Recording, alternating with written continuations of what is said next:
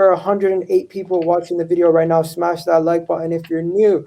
But yeah, so enough about that. So it literally Egal, says, Egal, is this the guy from our group chat who uses this symbol as his name tag?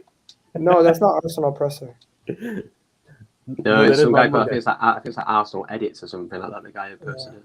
Guys, have you seen Bukayo Saka's message that he put Mm-hmm. out? Yeah, I read it. Now, Bukayo Saka is such a nice guy, man. Like after everything, after all the abuse and everything that he got, he still apologized for missing the penalty to a certain degree. Like, I'm not gonna lie to you. I would not have if I was in his position.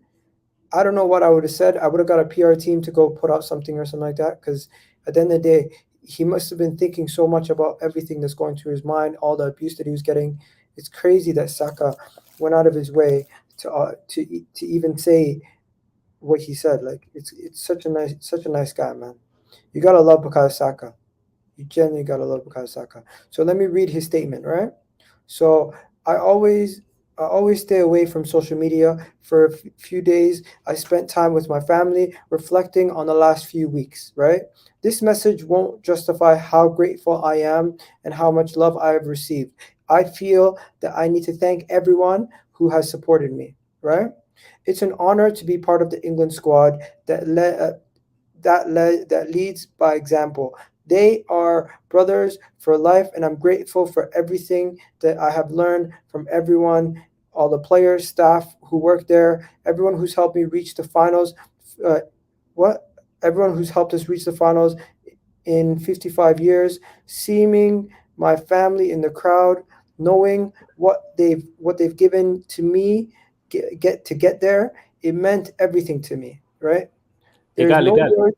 What? Once you're, oh, it's a fake ID, but how does it have a blue tick? Bro, Sorry, bro, I, bro. 1 second. Let me just finish what I'm doing. sorry, go ahead, go ahead. There's no words to tell you how disappointed I am in the result in my penalty. I believe we would have won this for you. I'm sorry I couldn't bring it home for you this year. I promise you I will give everything I can to go and make this what generation know how it feels to win. My reaction post game said it. I was hurt. I felt like I let you all in England down, my family. I promise you this. I will not let this moment or anything negative that I have received this week break me. Right? For those who have campaigned on behalf and sent heartfelt letters, wishes to me and my family, thank you. I'm so thankful. Right?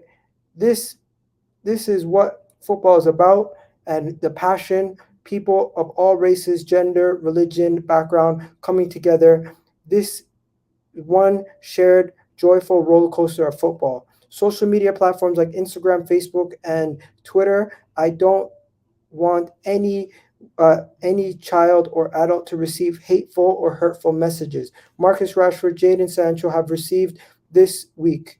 I know instantly the kind of hate that I was about to receive, and this is sad a reality of the power of the platform. Not doing enough to stop these messages. There is no place for racism or hate of any kind in football or in any society, any area of society. To the majority of people who come together to call people, sending these messages by actions take place by reporting these comments to the police and driving them out. These hate cannot be driving out. Oh man, we this guy, man, he's such a nice guy, man. By driving out hate, by being the kind to one another, we will win. Love always wins. Bukayo Saka. Egal, just check the Twitter that I just sent. I'm I'm sorry, still why did I say real or fake? That was Bukayo Saka's message. Nitish, respectfully, we'll talk about the next topic when I'm ready to move on, okay? okay. I want to show you guys this was Bukayo Saka's message to everybody on Twitter, on social media. This guy right here is just a nice heartfelt guy, and he took it to the level where he actually apologized for missing the penalty, and he apologized to everyone, even though he was receiving numerous amount of hate for messages, tweets, all over the place. Right now, I want to tell you guys something. He not only received hate from rivals, from England fans, he received hate from people who so called themselves Arsenal fans themselves. Right, to the level where there was one Arsenal fan who who called him the N word and everything. And you know what? He was arrested. They went to his house and they arrested him. Right? He also subsequently lost his job due to the power of Twitter. Right? So these people who are out there deserve to be criminally investigated and found so they can be arrested when they do racist acts on the football pitch, off the football pitch, on Twitter, on social media, wherever the hell it is. And me, as a person who has a platform, I will speak on my platform or any other platforms against racism of any kind, be it towards myself or anybody else. And for anybody who thinks this is not a topic we should be discussing or thinks this is something we can brush under the rug, I'm sorry, you're watching the wrong channel. I just want to make sure everybody knows that, and I make that clear. Now, keeping it moving on to the next thing, getting back to the football, Bukayo Saka clearly states that he's not going to let this break him as a player and as an individual. He's going to try to grow from this, and he's going to make sure that he fixes up from they fix up as a whole nation, and he tries to improve everybody. So that's what we need to take away from this. Bukayo Saka is taking this as a moment of growth as an individual and as a moment where he can use his platform to send a message out to everybody. You gotta love the guy for this. You gotta love Bukayo Saka for this. But yeah. Yep. Anyways, you guys got anything to say on this? Oh, This he deserves all the love and the respect. I don't think he should have been in that penalty situation as it is. I think a lot of people agree that when you have people like Grealish and some of the other guys who are way more experienced, they should be taking that penalty, not a 19-year-old kid. Whether he was full of energy and saying that I want to take the penalty, despite that, the manager Gareth Southgate should have better selection, and he messed it up with all three of them. So at the end of the day, he missed it. It will be a good learning experience, and he's still humble and nice, so that is good to see. Yeah, Semantic FC says, if I'm Bukayo Saka, I'm not apologizing for nothing to no one. And you know what? I agree. What? Nuno Tavares has tested positive. What are you talking about? For being one of the best upcoming left backs. There you go. There you go. Gunner Express, what are you saying? Well, yeah, I kind of echo everything you said about how obviously he shouldn't have been hated on anyway. He shouldn't have been put in that situation. Gareth Southgate, for me, should be sacked for that because you're not just losing a football match.